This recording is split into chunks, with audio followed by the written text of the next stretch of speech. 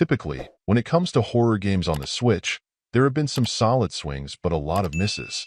Whether the issue has been related to performance, an over-reliance on cheap jump scares, or simply that they haven't been terribly interesting or scary, it has been a bit of a rough road.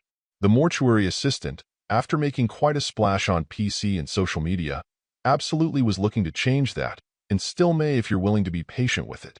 Without delving too deep into the premise, the basic things you'll need to know is that you'll be performing the tasks of a mortuary assistant, thus the name. In this aspect, it's actually a bit of a sim in some ways, as you'll mechanically need to perform the grim, but essential, tasks of processing the paperwork and preparation of corpses for their ultimate destination.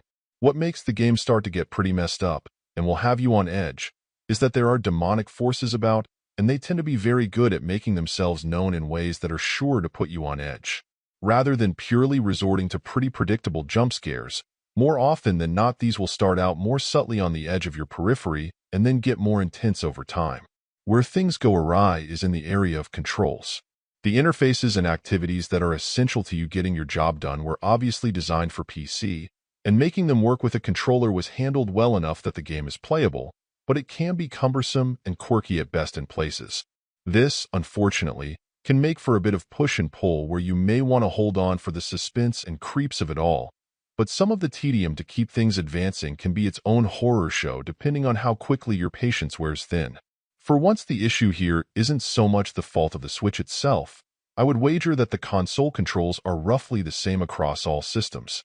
But this really feels like an experience best enjoyed on a PC where everything works as it was meant to, staying efficient on the control side and letting you spend more time with the vibes and freaking yourself out a bit. This is still enjoyable on Switch, it just isn't the ideal vehicle for this experience.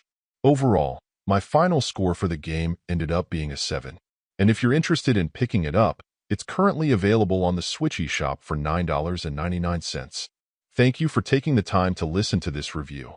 And if you'd like more information or ideas of indie games worth checking out on Switch, be sure to click on the link provided in the description. Until next time.